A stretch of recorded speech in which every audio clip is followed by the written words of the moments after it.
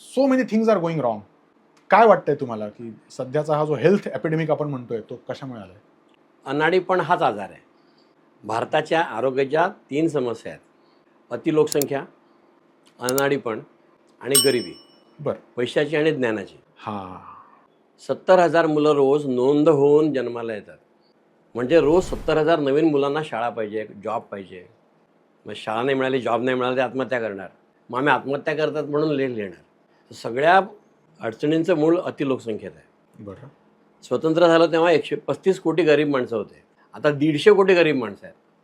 म्हणजे समजा मागणाऱ्याची रांग आहे ना, तुम्ही देऊन राहिले, तर कुबेर पण रिकामा होईल. 150 कोटी गरीब कसं आहे? लोकसंख्या 150 कोटीची आहे. हो, सगळे आपली गरिबीची व्याख्याच अलग आहे ना. आपली व्याख्या काय आहे गरिबीची माहिती आहे का तुम्हाला? 100 रुपये प्रति हेड मिळालं तरी ओके, म्हणजे $1. बरोबर. मग निम्म्या लोकसंख्येला हे मिळत नाही. बरं. सुखवस्तू छान म्हणाल ना, असे 5% आहेत. खरंय. मग बाकी गरीब आहे. तुम्हाला जर वाटलं आयफोन घ्यावा आणि तुम्ही घेऊ शकले तर तुम्ही चांगले, नाही तर तुम्ही गरीब. नुसता आयफोन असं नाही सांगत आहे. तुम्हाला बायपास लागतो, तुम्हाला दुर्दैव आहे, पण जे जेवढे गरीब ना त्या नाडीत ते न कळत जास्त बसतात, जास्त खातात आणि पोट येतं. पोट आलं म्हणजे शेवटचे 20 वर्ष सुरू झाले. बरं. पोट आलं म्हणजे शेवटचे 20 वर्ष सुरू झाले. पण आम्ही अनाडी, आम्हाला माहिती नाही. आम्हाला वाटतं जावाई बरा झाला म्हणून मी मुलीला लग्नामध्ये मुलीला जावयाला चांदीचा करदोडा दिला. मोठ्या मुलीला दिला. ती म्हणे बाबा मी घालणार नाही, नवरा घालणार नाही, तुझे पैसे वाया जाईल. तिने माझे पैसे वाचवले. रेणुका मोठी मुलगी एनेस्थेटिस्ट आहे आणि विनायक फिजिशियन आहे. त्याचे तोटे आणि फायदे सांगतो. त्यामुळे रेणुकाला जेव्हा बाळ होणार होतं तेव्हा तेव्हा तिच्या नवऱ्याचा पोट तिच्यापेक्षा मोठं होतं. तेवढा जाड झाला होता. म्हणजे मी तो करदोडा न दिल्यामुळे. पण तो आहे फिजिशियन, डॉक्टर आहे तो. त्याच्या आईवडिलांना त्यांच्याकडे अनुवंशिक BP शुगर असा त्याला माहिती होता. तो म्हणे बापरे मला आता होणार. म्हणून त्याने आहार कमी केला, व्यायाम वाढवला. नंतर ज्या पॅन्टमध्ये तो मावायचा नाही त्यात तो आणि त्याचा बाळ दोन्ही मावायला लागले. एवढा बारीक झाला. आणि तो आता याचाच तज्ज्ञ आहे की औषधाशिवाय वजन कसं कमी करायचं, रक्तदाब कसा कमी करायचा, मधुमेह कसा घालवायचा. त्याचं नाव विनायक हिंगणे. तो आता बुलढाण्याला हे काम करतो. बरं. हां.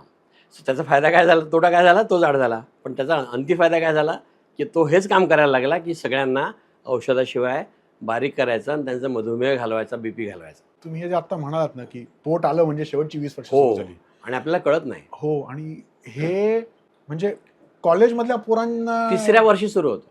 बापरे. पुण्याला डॉक्टर आहेत, त्यांच्या वामन खाडीलकर, ते प्रमुख. 5, 6, 7 शहरातल्या मोठ्या प्रत्येक विभागातले पुणे, दिल्ली, कलकत्ता, मद्रास असे सेंटर्सचे अंदाजे 1,00,000 मुलांचा अभ्यास झाला. आणि तेव्हा कळलं की 3 वर्षाला 50 सेंटीमीटर पोट म्हणजे मुलगा जाड. जाड म्हणजे त्याला ऑलरेडी चरबी जास्त आहे, त्याला लवकरच रक्तदाब होणार आणि गरजेपेक्षा जास्त खाल्लेल्या अन्नाची साखर होते. आणि त्या साखरेचे कण जसं आपण एका कपड्याचा चड्डी, बनियान, T-शर्ट करू शकतो, तसे साखरेचेच कण अलग अलग लागले ना की तेल तयार होते, दारू तयार होते. आणि साखर, तेल आणि दारू यांचा सारखाच घातक परिणाम शरीरावर होतो. त्याचं पोट दिसते ना त्याला शेवटचे 20 वर्ष तो आजारी आहे. पहिले हे कळलं पाहिजे की 3 वर्षाचा मुलगा पण पोट चरबी छातीपासून जर हात खाली गेलेला ना तर तो सरळ खाली जायला हवा कमरेपर्यंत. तो जर बाहेर आला चरबीने तर तो मुलगा आजारी आहे. तर हे अगदी सोपं केलेलं आहे.